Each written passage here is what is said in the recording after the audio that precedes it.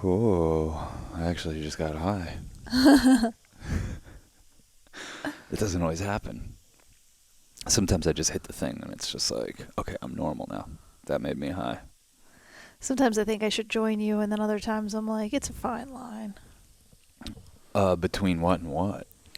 Between getting inspired and getting inspired in a way that only keeps me in my own head and unable to say words out loud that make any sense. Yeah. It is interesting that I choose to be ripped on like 95% of the transmissions we put out.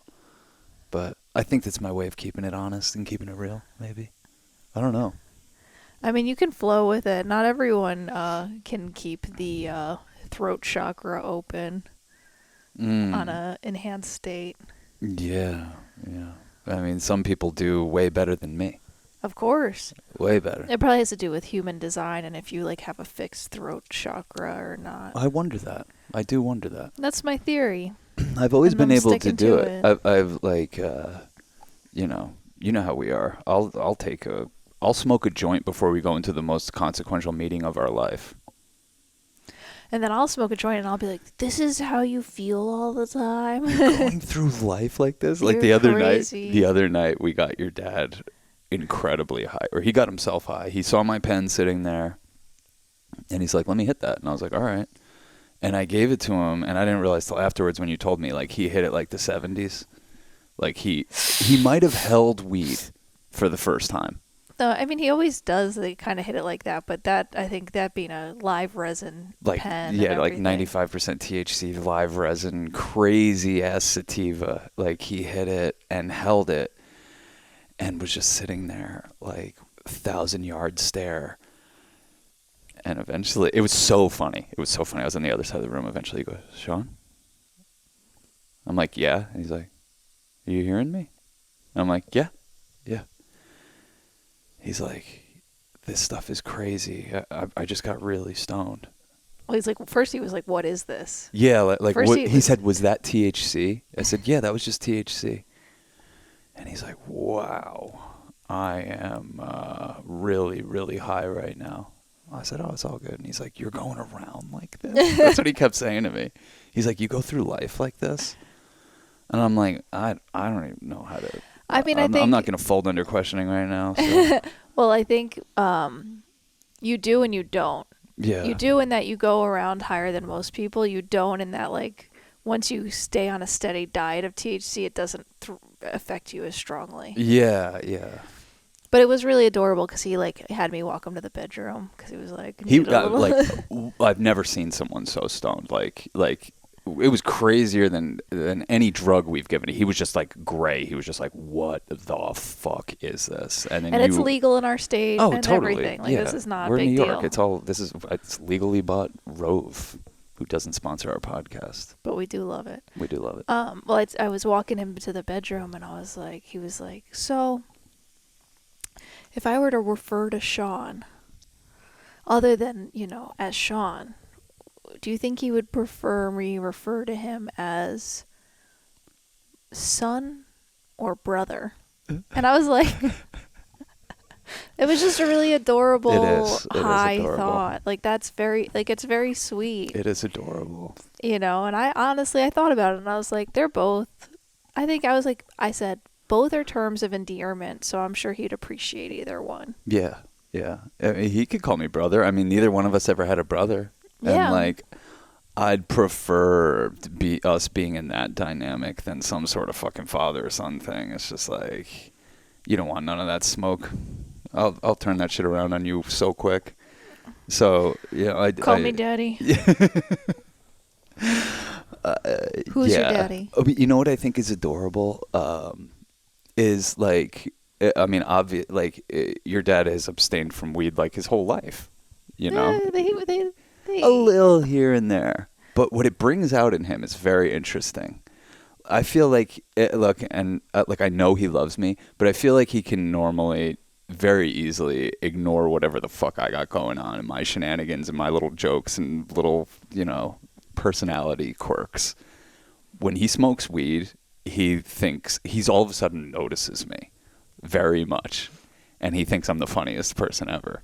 So I'm like totally like flattered and taken aback because I've known this guy for like 13 years, and that's like. And you're always looking to get little giggles out of people. Or Yeah, just to lighten the mood a little bit. You know, I'm just always. At least that's what I'm going for. And if someone doesn't join me there, I'm like, all right, I guess I'll join you in this other thing. Yeah. And I can be really good at that. I'm almost too good at that I'm like, you don't want me thinking about how fucked up the world is. Well, I think your sense of humor and your, to say it in a lofty way, your vibrational frequency, resonates mostly with people who might be potheads. Well, that's probably what happens because like you're always your most funny and adorable like right before bed. Oh yeah. You know, I sent you a little meme a while back about like how you can have the zoomies at night like a cat, you know, and you're just always dancing and giggly and all this stuff and ridiculous. And sometimes I can meet you, and I think it depends on whether or not if I've partaken. Yes, totally. So maybe it's in your bloodline that like the greeners need THC in their blood to even recognize the done charm. Yeah, it's all cute though. There's something nice about weed. I feel like my new favorite tincture is called Chill. Surprise, surprise. Mm-hmm. But it really depends context, because if I have nothing to do, like it was yesterday, it was Sunday, our big to do was like we got to watch this movie for film club. Under the Skin, Jonathan Glazer's 2014 sci-fi classic. With Scarlett Johansson. Yeah, it's incredible, and it's elevated on cannabis. But I'll be like, this is my favorite thing ever. Like 8 milligrams of THC. And a movie. Or even just hanging out or whatever it is. But if I've also done it. I use it as, the reason I bought it was for menstrual cramps. To try to lighten. Well, we don't talk about that stuff. I know. It does happen, though. And there is female pain that THC can help with. And if I do it and I'm like, okay, I'm KO'd today. It's all good. But if I do it and I think, oh, there's other things I want to do that might not be so chill, this like crazy chasm's created where it's literally the most miserable experience ever. Like you have to surrender to the chill. You can't force the chill.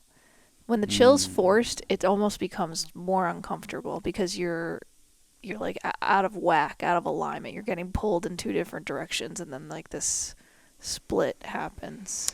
Yeah. I know what you mean. Like I feel like immediate onset chillness because you just got frazzled actually probably is more reliably comes from nicotine than weed. You really have to know what you're doing. Like for me, I'm the kind of guy of like, holy shit, what the fuck? Everyone is fucking stressing me out. Like lighting up a joint changes. I'm like, sorry about that. Some people, they're like I was paralyzed. Call an ambulance. So it really all depends. But last night, I mean, just paired perfectly. We did a double feature. We did a sauna and then came out and watched Under the Skin on edibles. We'll talk about that tonight with our film club. Very trippy. Extremely well made. I boldly said when we announced this movie that this was my favorite movie of the 2010s, and I think it still stands up. Cool. Very much, 10 years later now. That's a bold statement for an entire decade. Yeah.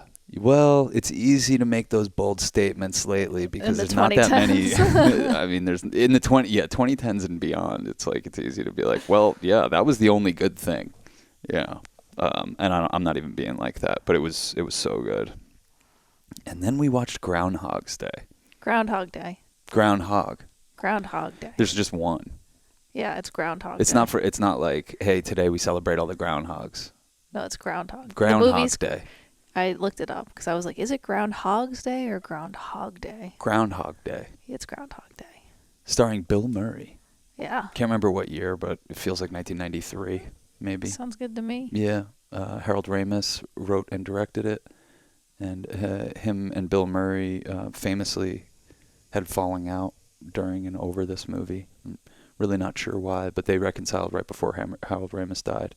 That's me being a dork. I can't remember why we even brought up Groundhog Day. Oh, it's just profound. It's just I know this is like such a basic take, but it is a profound movie. Yeah. And watching it, like, as I get older, it just takes on completely different context. And like you were saying, and it's so fucking funny. This would be a comedy bit if we were comedy writers. But you were like, I really was just seeing the movie last night as how hard it is to get laid by like a nice, beautiful woman. That's what this movie is. And what especially this if you try to make it happen in one day. Yeah, well, what this man has to go through and become. He has to he has to learn how piano on stolen time. He has to become godlike and freeze time. Yeah. In order to gain all of these skills to not become an asshole, and then it unlocks it. But he has to go through this hero's journey in the meantime and give up the desire even for having her as a sex partner. Because that's what the whole beginning of the movie's about.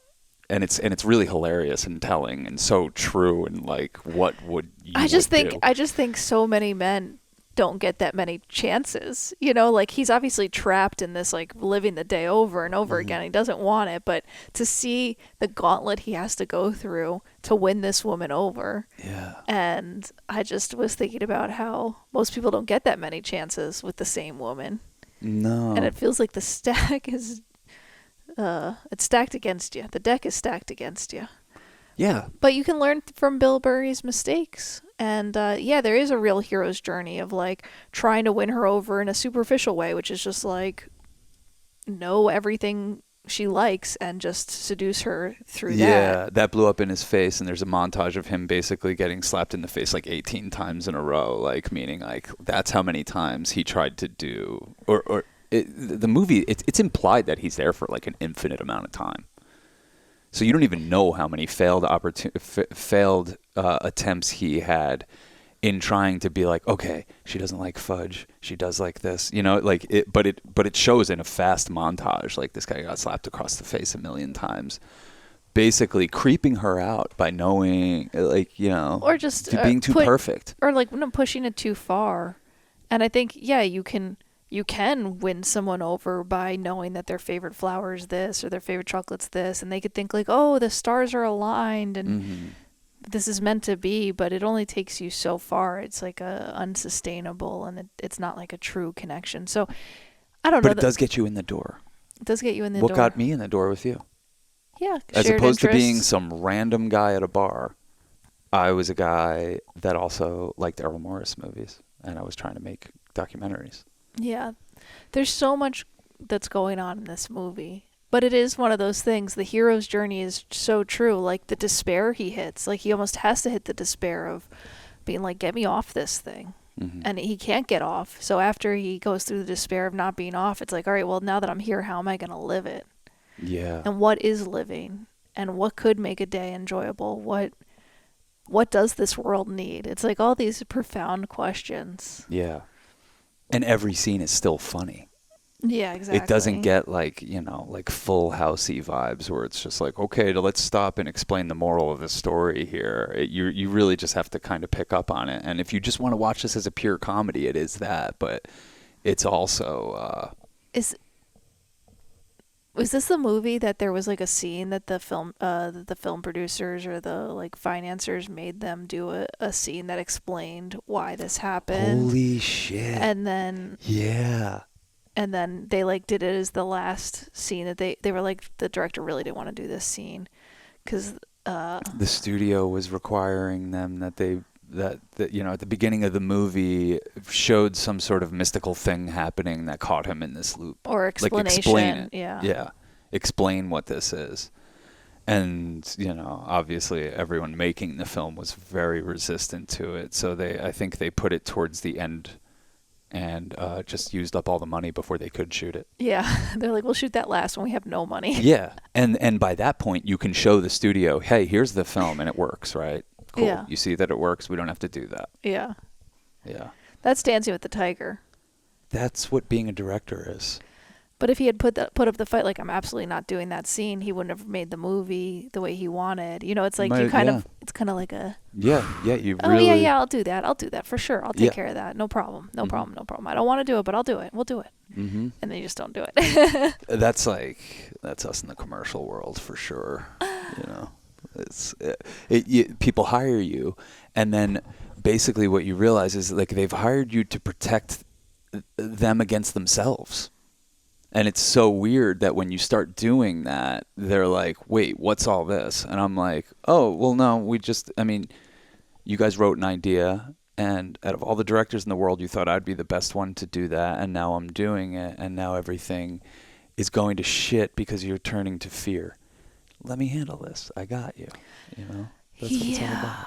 No, it really does. I feel like lately we've been exploring this idea a lot of like holding the line in the face of fear. Mm-hmm. You know, and how important in the face of extreme pressure, which fear can be. Yeah, exactly. It can feel like a pressure building up. Like, what the fuck is going to happen? Yeah, but if you succumb to fear, or if you give fear the wheel, I mean, back to, I'm going to call it Synecdoche, New York. I know that's probably not how you pronounce Synecdoche. How do you pronounce it? Synecdoche. Schenectady. Synecdoche. It's a play on the town Schenectady. Synecdoche, New York, by Charlie Kaufman, 2008, starring Philip Seymour Hoffman. Yeah, this is why I'm horrible when it's like an unfamiliar name. Don't lose your point here. Okay. Getting lost in the fear, you can become an abyss of like one fear. You think, oh, I just have to fix this one fear. I have a fear, and once I let go, once I fix this one fear. But the thing is, a lot of times, one fear is just masking an energy of fear. Mm-hmm. And it's not by fixing that fear, you don't end up you're serving fear. It's you're at the service of fear. And so when you become at the service of fear, the fear gnomes are like, well, I have a fear for you. We got a live one. We got a live one. If you're going to serve fear, I'll fucking give you another one. Hey, we have some asshole indulging this shit. Get over here. Do you like that theory? I kind of like it. I love it. I want you to keep going. So yeah, that's my theory, and I'm sticking to it. No. How does it play out? Well, I see it very much in the dynamic between us, because I'll be like, Sean, this is an important fear, and you'll be like, no. And I'll be like, no, but it's an important fear, and then you'll indulge my fear, and then it's not like, it doesn't feel like we go in and through. Sometimes I'm like, let's go in and through it, and I think there is something powerful to that. I'm not trying to say, of course, any blanket statements about life or fear or anyone else's relationship. It's obviously fears are on a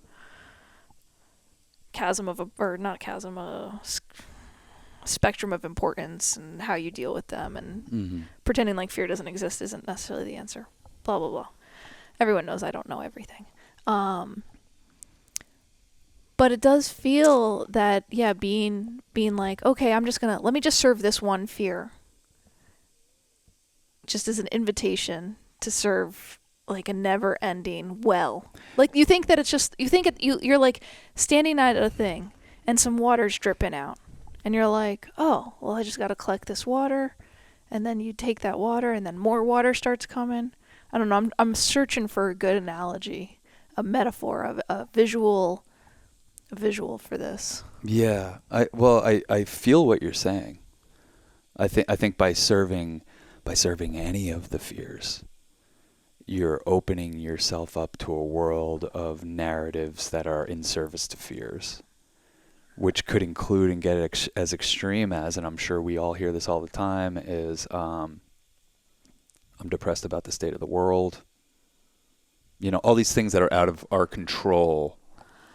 Yeah. Affecting the day-to-day trajectory of our life and how we feel. And I think that's where it could really spiral to. And it's weird. Like I think a lot of people kind of carry that around as like kind of like a point of pride. Like, hey, I'm an empath. I'm depressed about the state of the world and the way things are. And I'm like, oh, I just see a person that's like not creative. Yeah, exactly. You've rendered yourself useless when the world needs you useful. Yeah. And you sent me something, or were sharing something with me the other day about, the importance of being playful and maintaining a playful energy, because when you're in a playful space, you can react appropriately with presence. Yeah. And it's making me think of Perfectly, which is like, I'm reading this book on existentialism that's kind of breaking down what existentialism is, because I've always thought of myself as an existentialist, but maybe not fully understood even what that means, and I'm learning about it. But a big part of it, existentialism, is taking responsibility. Mm-hmm. And taking responsibility doesn't mean living in a pool of fear. It's creating the life you want to live. Not I think there's this like energy of like, oh, you got to find your authentic self. Like, who's your true self? You got to discover it. You got to reveal it. Create it. That's the existentialist. Existentialist is you have to create it. You build that thing. You exist. And blank canvas. You're here. You're here. Now, what do you want to create? Who do you want to be? How do you want to not be just an aesthetic or whatever it is that you're just serving your individual passions and whims, but with responsibility in an ethical way? How do you create who you are and who you want to be and what you want this world to be?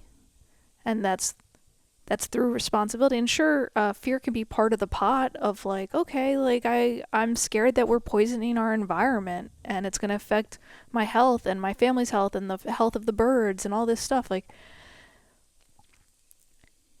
but I think for people, it's about how do we channel these energies into what are we serving? Are we serving that fear? Are we recognizing the fear and then serving it, serving the vision? The vision of the future, which is a healthy planet, which is healthy relationships. It's like the larger vision is more, like what you're saying, opens up your creativity, inspires creativity, pushes you forward, because you're like, this is a beautiful thing. I mean, right now, so much feels so uncertain, because it feels like a lot's changing really fast. Mm-hmm. If it ever felt certain, I'm sorry that you fell under the spell of some lullaby that was being whispered in your ear by a society that wants you complacent and consuming. There was never any ground to stand on. Welcome to the fucking party now. You know? And like it seems like people are upset that I'm like, you don't see the humor in all of this? Yeah. You don't see the irony in people thinking that right now is when it got bad or is about to? Yeah, it's more in your face now, but it's the mission remains the same. Mm-hmm. And if it takes a crazy president or a bunch of racist energy or stripping of regulations to make you realize how nefarious our government has been acting. Yeah. But this isn't new energy at all. Not at all. Not at all. It's and maybe more it is for people. Maybe it's more being confronted now. It's more masks off. And that's the gift. And in the same way that depression's a gift. It's here to show you that change needs to happen. Yeah. And, it's, again, it's upsetting language, but I like it. Because it takes it out of the victimhood narrative. Nothing of this is happening to you. This is happening for us. Are we going to do something about it? Because that's the whole thing about fear. They will crush you. Unless you figure out how to transmute that energy into ethical, responsible action in the world and say, yeah, okay, I'm really scared about all the environmental pollutants. We'll stop adding to the environmental pollutants in every fucking way possible. Become radical in that way. If that's a fear and it's coming up, okay, do something about it. Do something positive about it. That's how you transmute fear into love. And I'm sure across the board, anything, and when I'm in my creative space, that's what it feels like. I could have a solution for anything because there's spaciousness that is not overrun with fear. It's like it's made of love and it's made of solutions. It's actually, and it's chill. Yeah, it's actually kind of playful. I like what you're saying because it's actually kind of an exciting time. because it can feel like, oh my God, what is the jobs of the future? And it can feel like it's hard. I remember this feeling It's in punk 2020. rock time.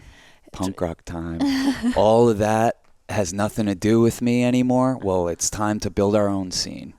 And, yeah, like you were saying, 2020. Well, 2020 had this January of 2020 had a big, like, long feeling January. We kind of got that again. And then once COVID hit, we were like, there's like almost times a circle. Maybe this future that happened, which was COVID, was part of our energetic makeup, and we like slowed down January 2020. Maybe this cultural narrative that like, oh, let's get out of January has some fucking sort of effect on the way time starts to play out. Totally. Oh, okay. Yeah, you want to get in and through this? You want to get out of this? Yeah, okay, well, you're going to face it.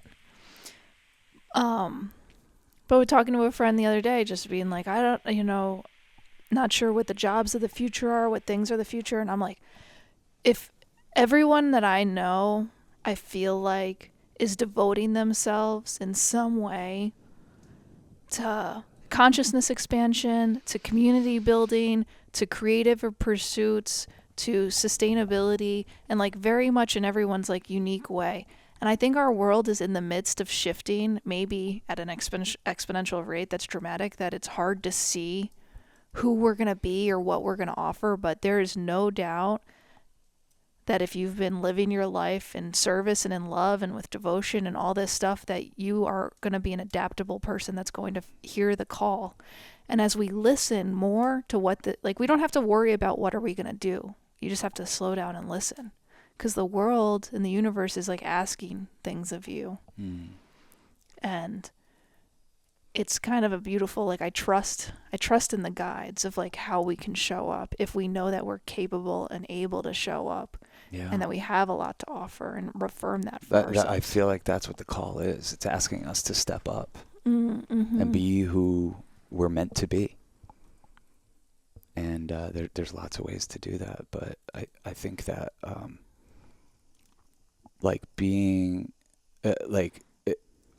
obviously our culture wants things transmuted into fears because fears keep us small and ungodlike. And medicating. And yes, yeah, exactly. So it's very convenient that the media right now is echoing a narrative of shit's really bad and it's falling apart and it's terrible and everything's the worst.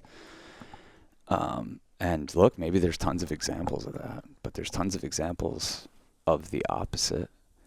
And I feel like when our future is feeling like tight and scarce, and oh no, AI is taking over, it's going to take our jobs, what are the jobs going to be, this and that, like, I think it's our job to lead the way on evolving. And if AI has figured out how to take all the art we've ever made and replicate it, well shit, we got to get a little bit more creative now. It's time to fucking really step it up a notch with our ideas and our art and our solutions.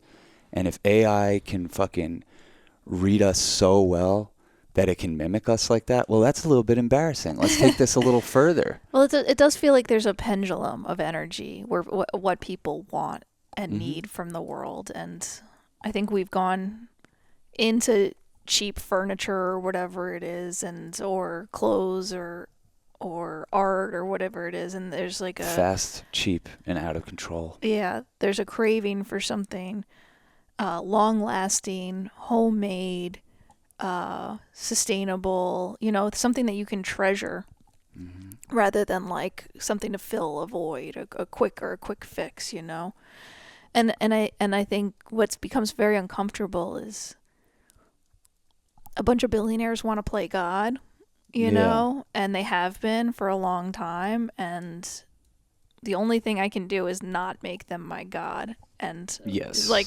recompass myself entirely away from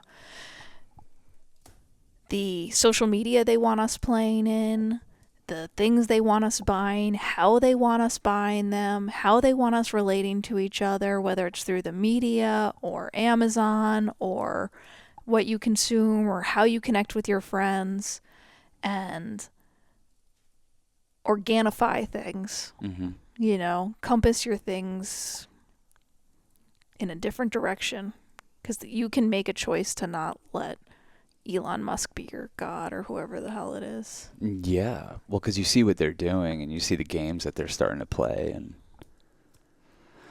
it's like the casinoification of everything. I feel like if you started looking around with that lens, like, oh man, they're like barely even trying to give us anything in return for shaking our money loose anymore. Yeah. They just want us betting. Yeah. Just bet on things. It's a whole economy of gamble. Try your luck.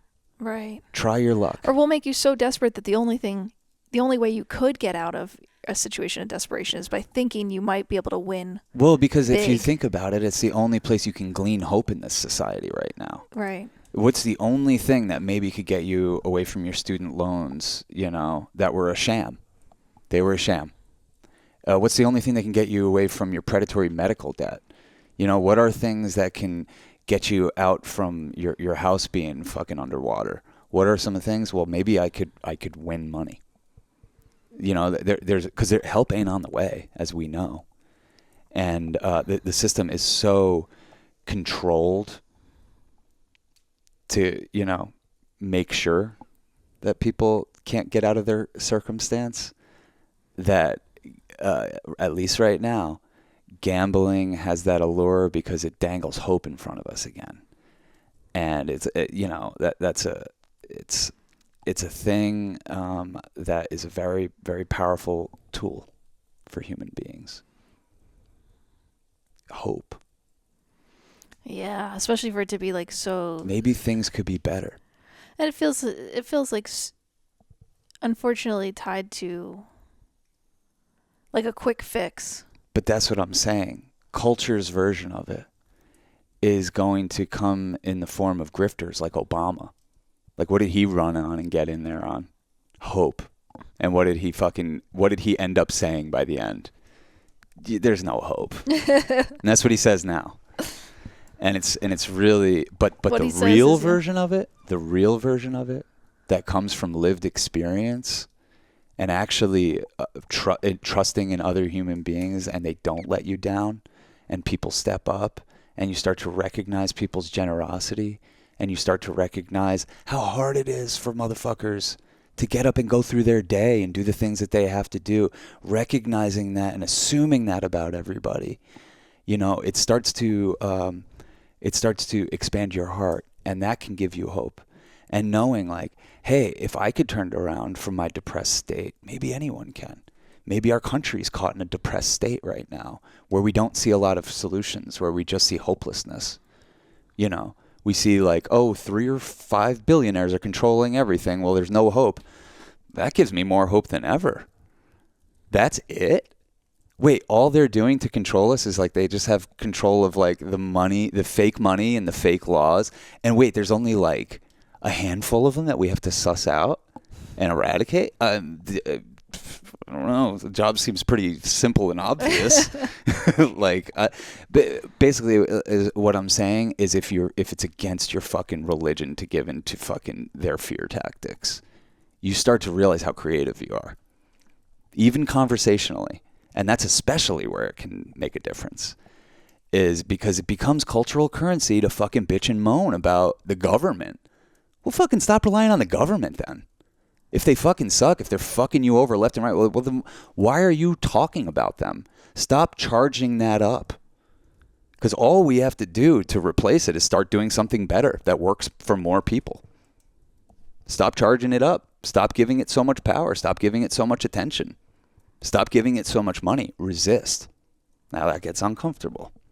Back to what we were saying before.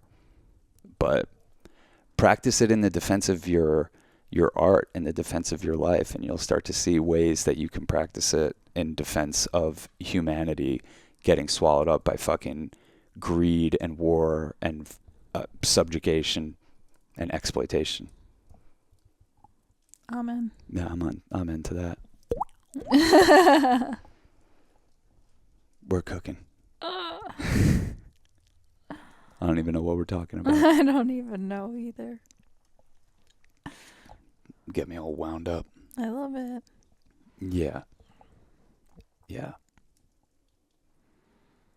Put the energy you'd put into bitching and moaning into trying to be creative. Like, once I realized I didn't want to be like that, once I realized I didn't want to be the guy being like, well, Rachel Maddow said Trump might be a fucking Russian asset. Are you fucking kidding me? Like, once I realized, like, that's very unbecoming. You start to see it for what it is. You start to see the world for what it is. And you're like, man, Rachel Maddow got me really scared last night, thinking like the world was going to end. And it's beautiful. Everything's beautiful. My life is beautiful. Life is beautiful. Fucking why would I turn any narratives over to the fucking reptilian agenda? Well, especially since the reptilian agenda will have you worrying about things that, one, you either can't do anything about, two, both sides want, or they'll ignore the things that both sides want or are doing to you. You know, it becomes like this very superficial thing that it's like all about semantics. I'm like, we're outraged about what someone's saying rather than what people are doing. Perfect. We can live in the fear of what this statement means rather than the actions that they're taking. Perfect.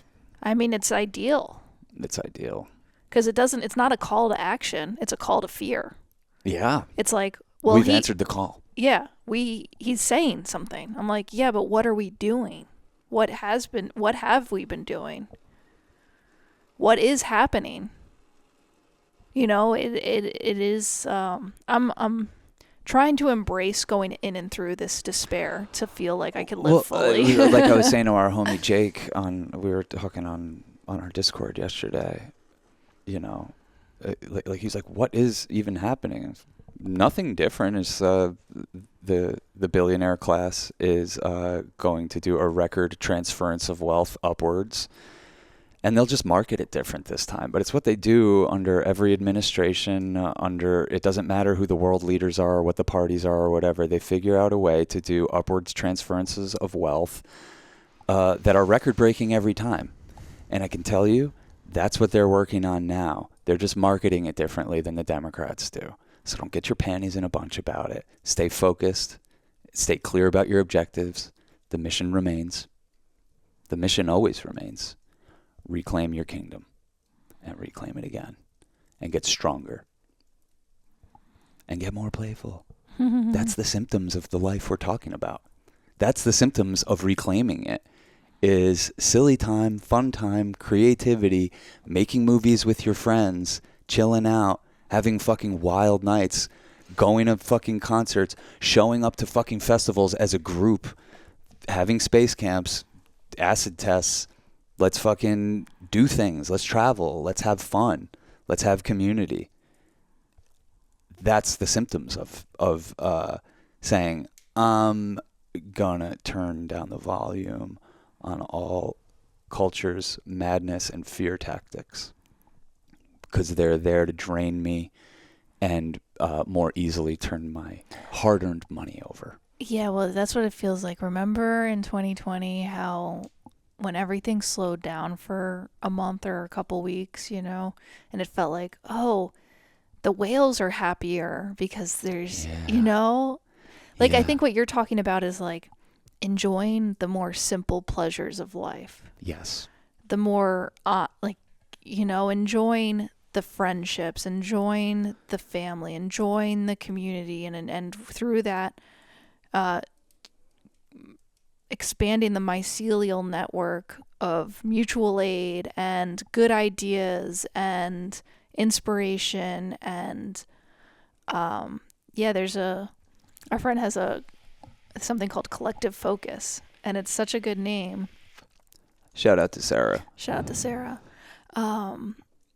Check out the Collective Focus Hub in Brooklyn. Yep. Yeah, it feels they like give food out. They give food out and they give clothes out and offer services. A place to go, things for people to do. It is incredible. and it's a miracle. It's a miracle. But I think if more people tuned into the frequency that Sarah sees the world through, miracles would be commonplace. They'd be commonplace. I mean, it's a really special thing when you see your friends turn their talents into services for communities. Communities she's not even from. But now she's of it. Fucking badass. That's what happens with focus. With focus and a dream and knowing you can't do it alone. Calling in the others. She's still calling in the others. I don't think she realizes that yet, but it's always an ongoing process. It's always an ongoing process for us. Always calling in new muses, new collaborators, new people to carry forth the vibe. Yeah. And like, we're not alone. There are people who have done it before, you know. Oh yeah. If I wasn't so What do you think Ram Dass and Timothy Leary were doing up in Millwood or what, Millbrook? Well, I'm not even saying that. I'm like, alternate reality. I want to create like a bulk store locally. Mm-hmm. I mean, I have a clear vision of what we do, and we're filmmakers and we want to expand consciousness and love and create connection. Like, I have the big vision. I have the big vision, and I see how it could affect the world positively and harmoniously, and I'm all about that. But I guess even with filmmaking or anything that you may want to do, I think of that we're not alone. That like someone has done a co-op before. There is a blueprint. Like, blueprints exist for us to learn and gather this information and expand and do it better. And we're like, it can feel like alone in this vision of a more harmonious earth and community. And it can feel like, especially if you're somewhere in the world that is just like chain retail stores and whatever it is, that you're just like feel like so lost and alone. Mm-hmm. But there are others. And there are blueprints. Oh, absolutely. And like, look, what can we take away a message from Groundhog Day? He's going through, and it, like, are we not all living Groundhog Day in some way? Just waking up in the same body with the same story about our life. Like, this guy just happened to wake up in literally the same day every day. But what did he get his ass busy doing? Is first fucking around and having fun and getting depressed about the whole thing, but once it turned the corner, he turned it towards service and learning skills and evolving and being there for people and becoming an important part of the mycelial safety net of humanity in that town. And his impact could be felt everywhere he went. That why not Groundhog Day your life? Just up your frequency little by little. What are the things that are dragging your frequency down? How do we start to figure out what those things are and move it in a better direction? Yeah. There was something I saw the other day about all these like artificial things that we have. And I forget what it is. It's like quick shopping's artificial reward. Fast foods, artificial nutrition, social media, artificial friends, artificial connection, AI is like artificial art, like artificial literally. God, artificial God, Mm-hmm. Yeah, I love God. What a good blueprint. The Groundhog Day. Yeah. Yeah. Yeah, I love it. It is funny. It actually does mirror the other film that we're going to talk about today. I don't even think we'll get this. Who knows if we'll even put this podcast out before this. But with Under the Skin, it was such this like root chakra desire, And like, what is that desire? Is it just to come, or is coming a deeper root desire of to feel connected and not alone here? And it's interesting. Chicken to the egg. Yeah. What is the rootest of the deepest desires? What's the rootsiest of the desires? Is it just to come? But I think it's to not feel alone. Yeah. And Under the Skin explores that in some interesting ways. It's a root chakra film for sure. I hadn't really even thought about that till just now, but it's definitely coming from that space, and like it even hijacks the audience's root chakra a little bit. It's just like you keep seeing like, oh my god, the first scene I was like, God damn it, Sean, we're putting like kind of inappropriate films on the film club.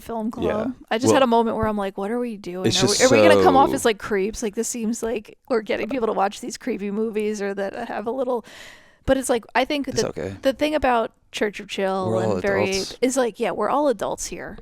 The world is rated R, if not NC-17. As Isaac's dad told him at a very young age. We understand the world's so rated R that we're like, we're not bringing kids into this world. Yeah. Not that people shouldn't. Yeah. But I mean, you have to really adjust your life. You have to make your fucking life into a PG experience after you have a child. And we're not or you cannot bother like my parents, and then you get a guy like me. Totally. Yeah, but it's so, I mean, from the beginning, it's like, just casting Scarlett Johansson in that lead is such a bold move, and her taking on, like, she was the biggest actress in the world at the time. Desired, so sexy, just like the undressing of a dead chick who's crying is like, feels very carnal, and like, it feels like rapey, and you're like, oh, it's like very uncomfortable. It's alien probing. Alien probing. That's what it is. And what, after I saw, what's the Glazer film that came out last year? Or Zone of Interest. Zone of Interest. Is that up for Best Picture? Was that the year before? It was. Yeah.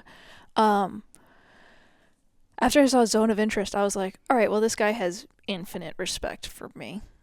Oh, well, I had, after Under the Skin, I was like, his very rare talent. Yeah, he's a very rare talent. But as far as like moral compass sort of energy. His speech at the Oscars. Yeah, his speech I was like, okay, if anyone's going to show me something that fucking feels rapey to me, like, it'll be him, not fucking Law & Order SVU, which God knows what pumping that into our brains does and why. I mean, I used to watch, I'm an only child. I used to be home alone watching Law & Order SVU. Getting scared. Yeah. Definitely. Living up here in the woods in an A-frame in a beautiful, majestical life, thinking that you were going to die in a drive-by shooting. What the fuck was that? You know what I mean? Talk about like weird, like brain worms, like that have nothing to do with your actual life, that come in from the static of the outside world. Yeah. Getting a little girl scared about a drive-by shooting. Well, because kids were getting shot, and I found out about drive-by shootings, and I was like, we live on the first floor, even though like it's literally acres of woods in either direction. Like, you couldn't drive by my window if you wanted to. Yeah, but I was saying, like, Glazer casting Scarlett Johansson and her taking on that lead just makes that film all that more bold, I guess. It's such a because it's so arresting. You're watching the biggest star in the world get completely nude multiple times in this movie, and like looking at her body. Because she plays an alien. That's not even like a spoiler or anything. Just absorbing her body. Yeah. It is very voyeuristic or exhibition. But think about how much more effective the movie was because of the casting of the A-list sex icon of that era. Well, do you feel like she gave it like a seal of approval through that, or do you feel like it hijacks your root chakra? Yeah, you're like, already charged. The second you see Scarlett Johansson, you're like, oh, she's so fucking beautiful. Yeah, she had the DSLs before you were... before anyone was allowed to say that. Yeah, or put it injections, But, yeah, she's so... I asked you at like 3/4 of the way movie, I'm like, do you think she's sexy? And you were like, yeah, of course. And I was like, yeah, anyone who doesn't think she's sexy, like, literally doesn't have a pulse. I think it's kind of like the point of the movie, partly. Yeah. I mean, I don't know why I asked you. It was like a kind of a ridiculous question to ask you of all people, but... You're watching her abduct people. And she's not a good person. She's not even a person, but you're like, she's making me horny. Am I allowed to? And I'm like, I'm always the permission to feel all the feels kind of guy. Yeah. That's why I smoke weed constantly. Feel it all. Yeah. Except your eternal sadness. Accept or? No, I'm just saying, I'm trolling myself. Yeah. I just wasn't sure if you said accept or accept. Both. But I was saying, like, don't feel that type of accept. Yeah, you're joking. Yeah. Joking around.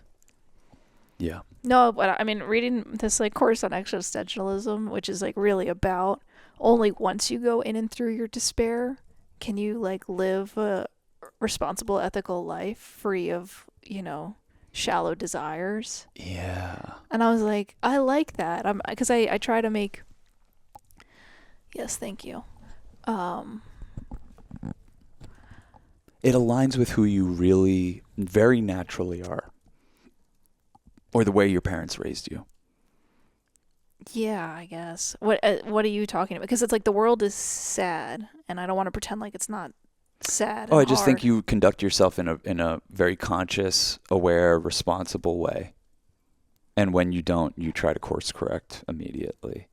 Yeah. So I think that I'm an existentialist. I think we're everything. Yeah. It's one flavor. I think in order to be an ist, you have to believe in an ism, and I'm not none of those. So I don't want to take it on. I don't want to take on a name. I don't want to take on any ists or isms. Yeah, me neither. But if we are, we're taking them all. We're all or nothing on this. I like believing in everything. I like being a Buddhist. You know what I've been thinking? This conversation's been leading me to think of. Grabbing your phone. Well, yeah, that of course. I need my phone. Yeah, me too. No, but I was thinking about reading the Bodhisattva prayer. Sure. Because I think that's such a beautiful thing, and it's kind of like Groundhog Day. You can't read it too many times. You can't watch it too many times. You can't be reminded too many times. Oh yeah. Absolutely. We used to read this prayer on the podcast all the time. All right, I'm just going to grab one that is easy to read, and I'm sorry if there are multiple versions of this.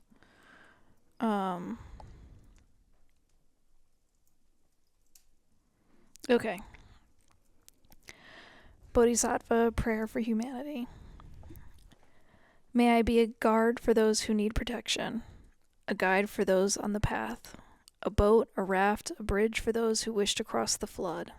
May I be a lamp in the darkness, a resting place for the weary, a healing medicine for those who are sick, a vase of plenty, a tree of miracles, and for the boundless multitudes of living beings, may I bring sustenance and awakening, enduring like the earth and sky until all beings are freed from sorrow and all are awakened. Amen. Yeah. Let me see. I said one word wrong, but instead of... Let me read it. In case anyone wants it in a male voice. And like you said, you can't do it too many times. Yeah. Great. And I'll probably fuck up a lot more than one word. No, I fucked up one word, but I said for those, and it was for all. And I was like, it still makes sense, so. The Bodhisattva Prayer for Humanity. May I be a guard for those who need protection, a guide for those on the path, a boat, a raft, a bridge for those who wish to cross the flood. May I be a lamp in the darkness, a resting place for the weary, a healing medicine for all who are sick, a vase of plenty, a tree of miracles, and for the boundless multitudes of living beings, may I bring sustenance and awakening, enduring like the earth and sky, until all beings are freed from sorrow and all are awakened. Amen. Aho. Aight. Whoop whoop. Ay ay ay. Patreon.com/churchofchill. We'll be over there for part 2. Peace, love, and